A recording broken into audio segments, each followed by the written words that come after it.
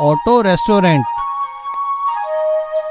कादिर नगर में सलीम की बिरयानी की दुकान काफ़ी मशहूर थी। सलीम बहुत अच्छी बिरयानी बनाता था।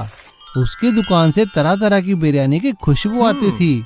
उसकी चिकन बिरयानी बहुत ही मशहूर थी।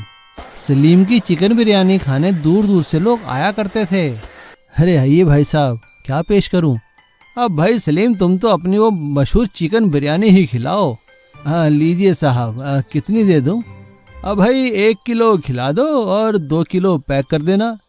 जी साहब। इस तरह सलीम का काम काफ़ी अच्छा चल रहा था। सलीम के पास एक ऑटो भी था जिसमें वो घर से सारा सामान दुकान तक लाया ले जाया करता था। सब कुछ सही चल रहा था, लेकिन अचानक एक दिन उसके पास एक नोटिस आता है जिसमें लिखा था कि मेट्रो लाइन निकलने के कारण वहाँ की दुकानें तोड़ी जा रही हैं और उन्हें सही मुआवजा भी दिया जाए, तो अपनी वो मशहूर चिकन बिरयानी ही खिलाओ। हाँ लीजिए साहब, कितनी दे दूं? अब भाई 1 किलो खिला दो और 2 किलो पैक कर देना। जी साहब। इस तरह सलीम का काम काफ़ी अच्छा चल रहा था। सलीम के पास एक ऑटो भी था जिसमें वो घर से सारा सामान दुकान तक लाया ले जाया करता था।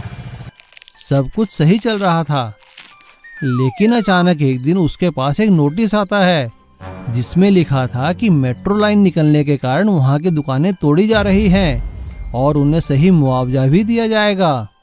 ये सुनकर सलीम परेशान हो गया। उसे परेशान देखकर उसकी बीवी ने उससे पूछा, अजी क्या हुआ, इतने परेशान क्यों हो?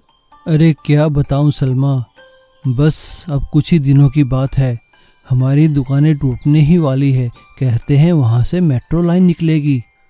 आप इतने परेशान क्यों होते हो? हमारे पास ऑटो है ना। दुकानें टूट भी गईं तो क्या हुआ? आप इस ऑटो को ही अपनी दुकान समझिए और इसमें बिरयानी ले जाकर बेचिए। अरे वाह सलमा, तुमने तो बहुत अच्छा आइडिया दिया है। मैं दुकानें टूटने का इंतज़ार क्यों करूं? कल से ही अपने ऑटो को अपनी दुकान बना लूँगा। और सलीम ने वैसा ही किया। अगले ही दिन से उसने ऑटो को एक दुकान में तब्दील कर दिया और उसी ऑटो को अपनी दुकान के आगे खड़ा कर बिरयानी बेचने लगा। लोगों को उसका आइडिया बहुत अच्छा लगा। कुछ ही दिनों में मेट्रो का काम शुरू होने पर उनकी दुकानें तोड़ दी गई, लेकिन सलीम की दुकान कोई बंद नहीं कर सका, क्योंकि सलीम के पास तो चलता फिरता ऑटो रेस्टोरेंट था। वो अपने ऑटो रेस्टोरेंट को एक कोने में खड़ा होकर बिरयानी बेचता रहा।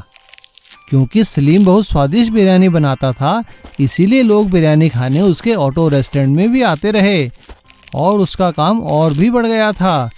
क्योंकि अब मेट्रो का काम शुरू होने के कारण मेट्रो में काम करने वाले लोग भी उसके ग्राहकों में जुड़ गए थे और अब सलीम ऑटो रेस्टोरेंट वाले बिरयानी वाले के नाम से फेमस हो गया था। देखा, मैं ना कहती थी ऑटो रेस्टोरेंट खूब चलेगा। घमंडी पेड़। शोलापुर गांव पहाड़ी की तलहटी के नीचे बसा एक बहुत ही सुंदर गांव था।